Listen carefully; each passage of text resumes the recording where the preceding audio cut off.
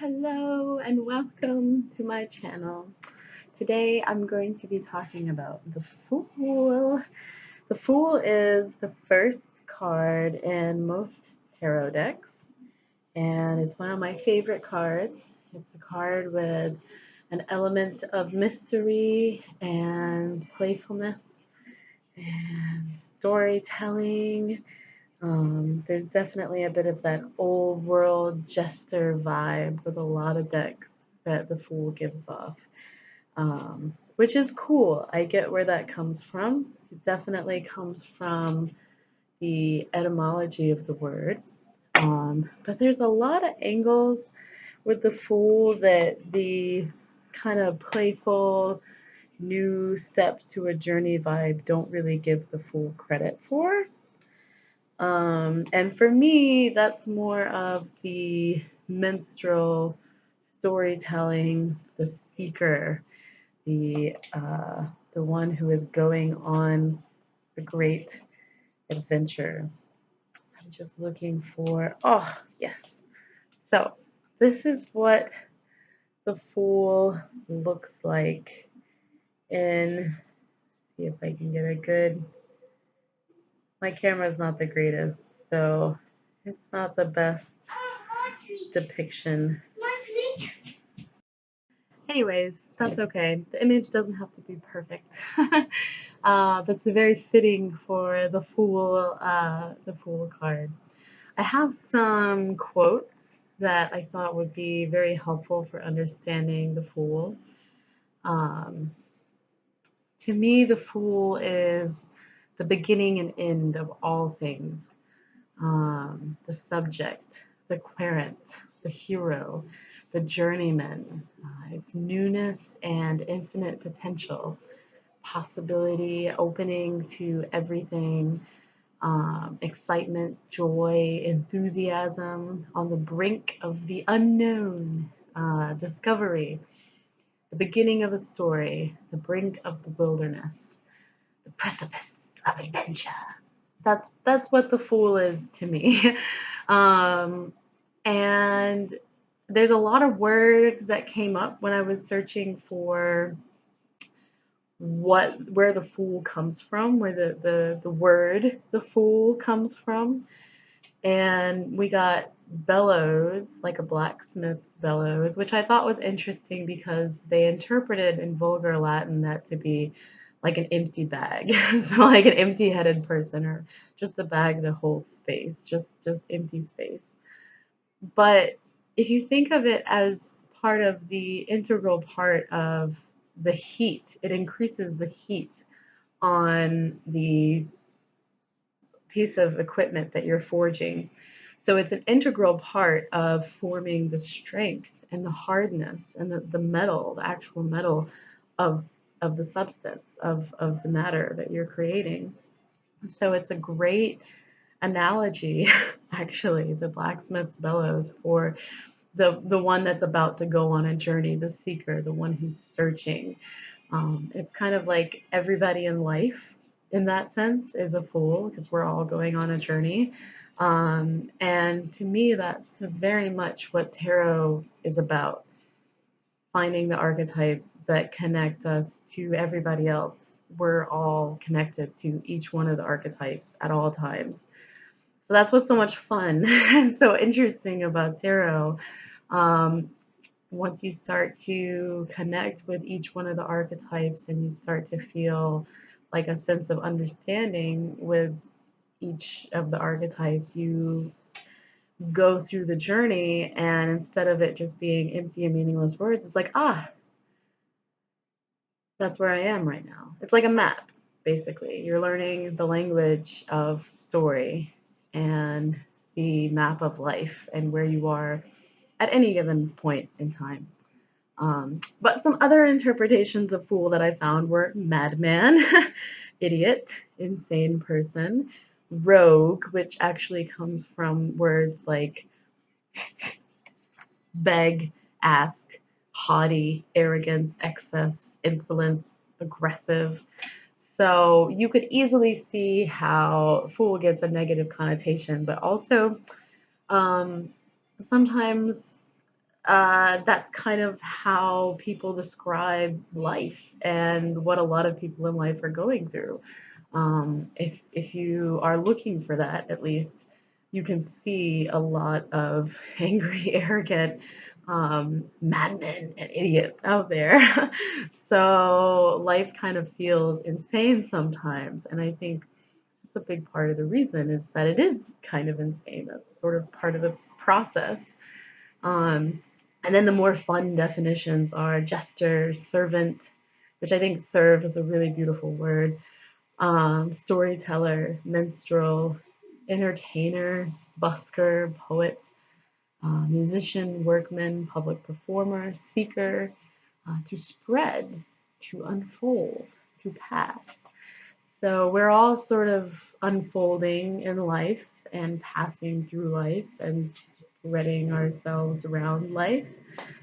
So it very much makes sense that that is the nature of the fool. It's the nature of everybody sort of before they reach consciousness, and then it's also kind of like one of the most conscious places that you can be. Let's see. Okay, so now on to those quotes I was promising. I really love these. I'm going to talk a little bit about each of them. Ralph Waldo Emerson said, "Every man is a divinity in disguise, a god playing the fool." And I think that's really beautiful because that's the end of the quote. Fool. um, it's really beautiful for a lot of reasons. It's beautiful just in and of itself. You don't need any other explanation besides that. But when you look at a lot of different religions in the world, especially polytheistic religions, where you have sort of an aeon and a multiverse of different gods and goddesses and divinities that reign over different aspects of humanity, it's like you can easily see how anybody could embody any one of those spirits and divinities at any given time. And so it gives you, I think it gives me at least a lot more compassion for everybody because it's like, okay, this person isn't just having a really hard time with blah, blah, blah. Like they're embodying the spirit of, you know, whatever they're embodying at any given time. Let's go on to the next quote before I make myself sound like a fool. "Life's a forge, yes, and hammer and anvil too. You'll be roasted, smelted, and pounded, and you'll scarce know what's happening to you. But stand boldly to it. Metal's worthless till it's shaped and tempered. More labor than luck. Face the pounding, don't fear the proving, and you'll stand well against any hammer and anvil." And that's by Lloyd Alexander.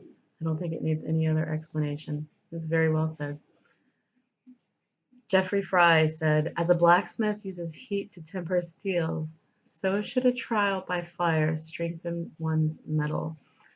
And I love all of these concepts because it's basically just like telling you that it's not the consequence and the pain and the um, the struggle and the problems that you're having that define you. It's how you respond to it. So, you know, everybody goes through different stuff and we all respond to it differently. Um, and the fool's journey is kind of like your personal, unique response to pain and struggle, and also beauty and wonder. So I think it's just really beautiful and very helpful. Toba Beda says, "We all seek for lost things within us."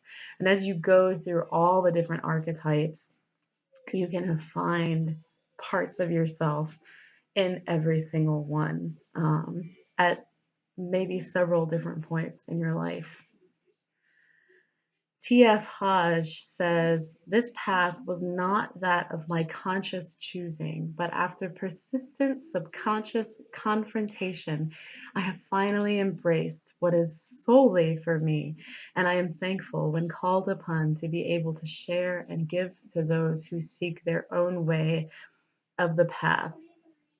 That was really cool, especially for me because I had zero intention of going on the spiritual teacher, spiritual guidance kind of path. I loved spirituality and religions and different parts of it, but I didn't think it was for me. And I think that's like something that a lot of teachers and people who end up in this realm kind of have the same experience. So that's cool.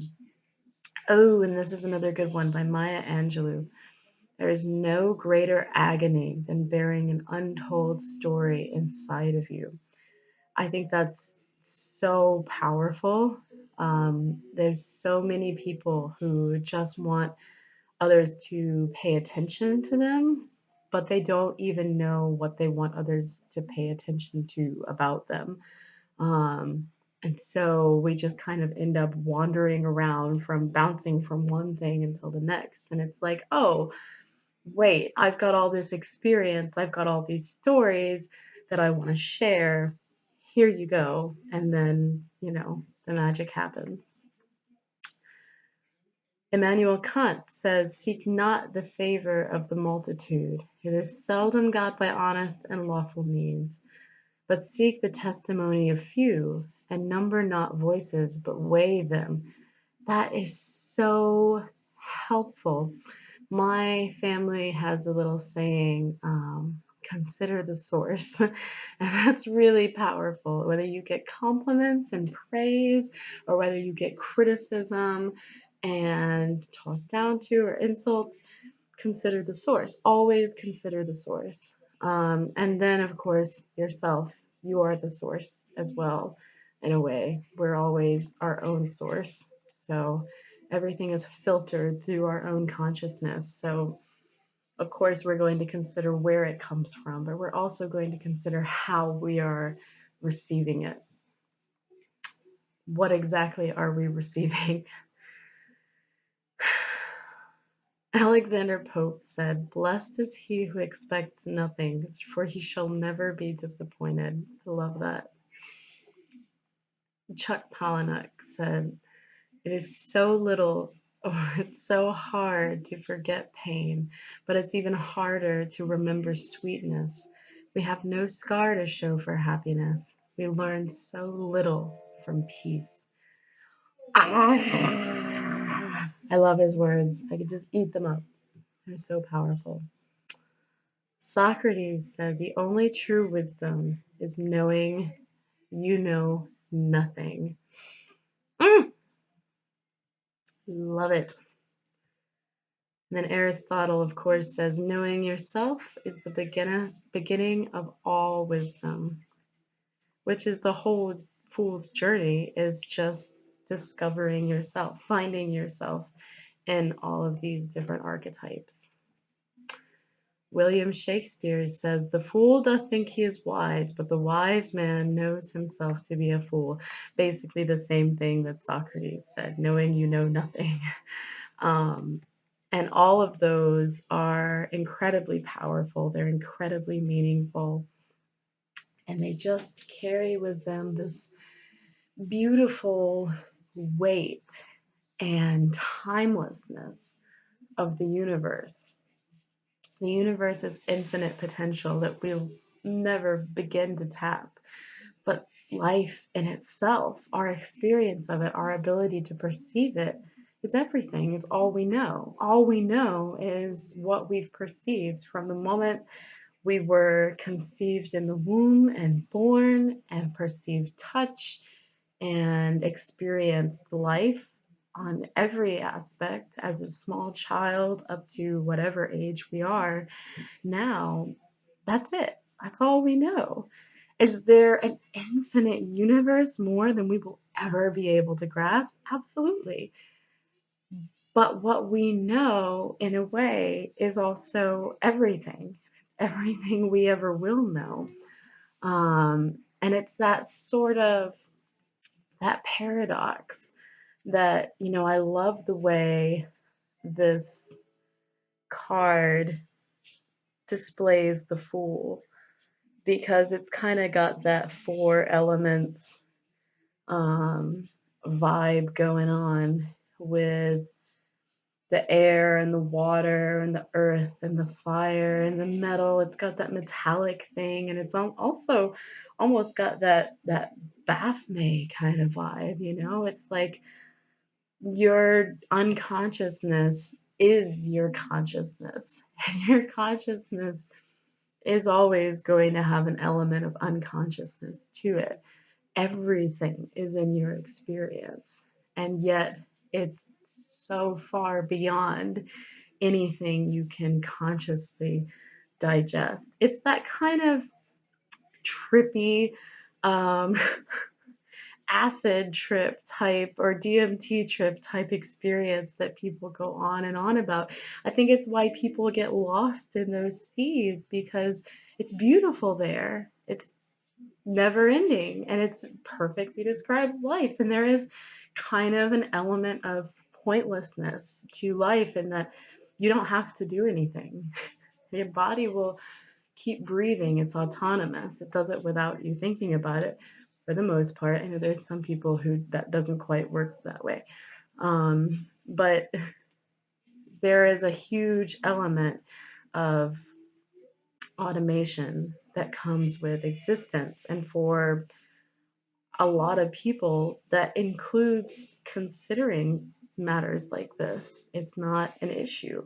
You can go about your whole life never hearing the word spirituality and be absolutely no worse for it. Your life will still be full of joy and bliss and pain and heartache and learning, without ever crossing these barriers.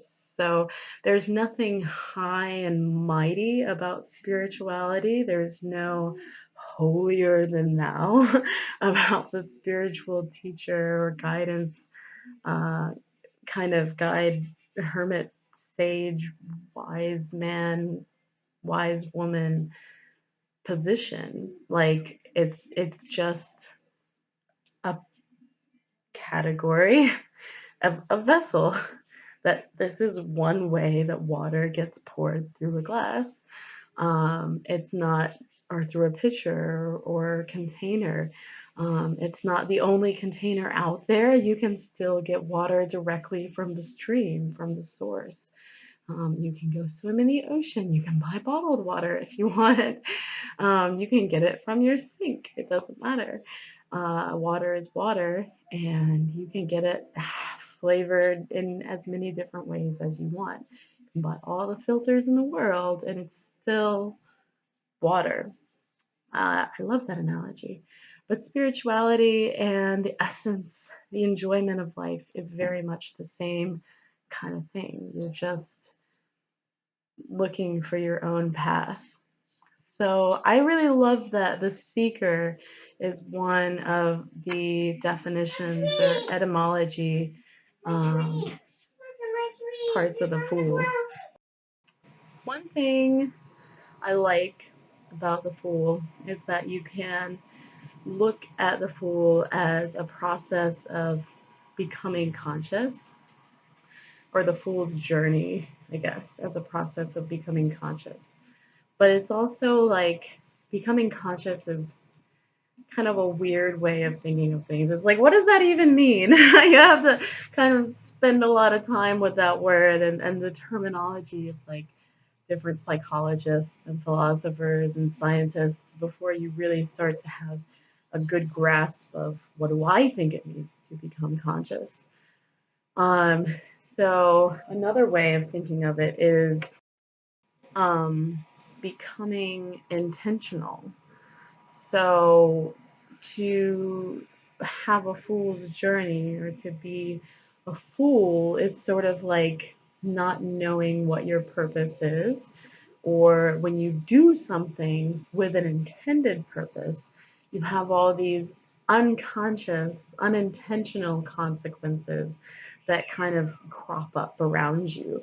And that's kind of like what the Fool's Journey is. It's just exploring all of those many unconscious aspects which kind of exist all the time, whether you want them to or not.